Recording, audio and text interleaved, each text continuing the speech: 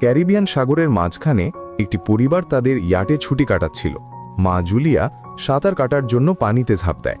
বিশ্রাম নেওয়ার সময় সে কিছু অদ্ভুত অনুভব করে, কিন্তু আশেপাশে কিছু দেখতে না পেয়ে সে ভাবে হয়তো তার মনের ভুল।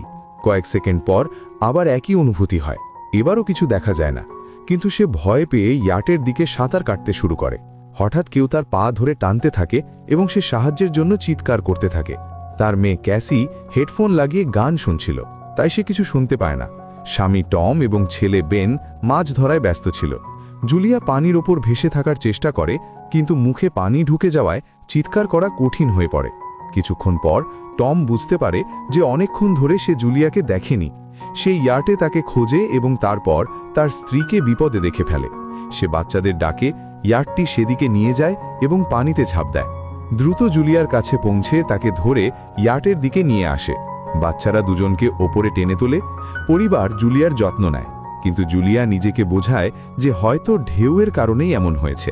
রাতে সবাই মিলে বেনের জন্মদিন পালন করে। ক্যাসির বয়ফ্রেন্ডের ফোন এলে সে ল্যাপটপ নিয়ে বাইরে যায়।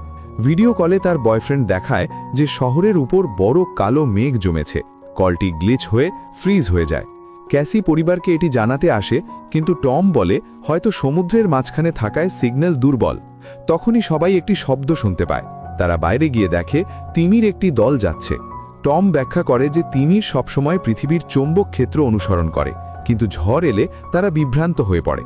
হঠাৎ ইয়াটটি জোরে কেঁপে ওঠে এবং বেন পড়ে যায়। টম চিন্তিত হয় যে ইয়াটের নিচে কোনো ক্ষতি হয়েছে কিনা, তাই সে ডাইভ দিয়ে নিচে পরীক্ষা করতে যায়। কিছুক্ষণ পর সে ফিরে আসে, কিন্তু তার কাঁধে একটি বড় ক্ষত ছিল। জুলিয়া দ্রুত তার ক্ষত সেলাই করে দেয়। টম জানায় যে পানির নিচে তার মনে হয়েছে তার পেছনে বিশাল কোনো প্রাণী ছিল, কিন্তু যখন সে ঘুরে তাকায় তখন প্রপেলারে লেগে এই ক্ষত হয়। সে বলে যাই ছিল তা অনেক বড় ছিল। ইয়াটের অনেক ক্ষতি হওয়ায় তাদের সাহায্যের প্রয়োজন হয়। জুলিয়া রেডিওতে বারবার চেষ্টা করে। ক্যাসি ফোনে সিগন্যাল খোঁজে, কিন্তু কিছুই কাজ করে না। তখনই ক্যাসি একটি অদ্ভুত প্রাণী দেখে চিৎকার করে ওঠে, কিন্তু সেটি ছিল আসলে বেন, যে মাস্ক পরে মজা করছিল। কিছুক্ষণ পর ইয়াটটি পুরোপুরি বন্ধ হয়ে যায় এবং সমুদ্রের মাঝখানে আটকে পড়ে। জুলিয়া রেডিওতে একটি আওয়াজ শুনতে পায়, কিন্তু শব্দ এত খারাপ ছিল যে কিছু বোঝা যাচ্ছিল না। টম পরিবারকে জানায় যে তাদের কাছে মাত্র 4 দিনের খাবার ও পানি আছে এবং এখন তাদের কোনো মাছ ধরা নৌকার অপেক্ষা করতে হবে। হঠাৎ রাডারে কিছু ধরা পড়ে এবং পরিবার একটি অদ্ভুত শব্দ শুনতে পায়। সবাই বাইরে দৌড়ে এসে অবাক হয়ে দেখে যে অনেক উল্কাপিণ্ড পৃথিবীতে পড়ছে। যেখানে উল্কাপিণ্ড পড়ছে সেখানে বড় বিস্ফোরণ হচ্ছে।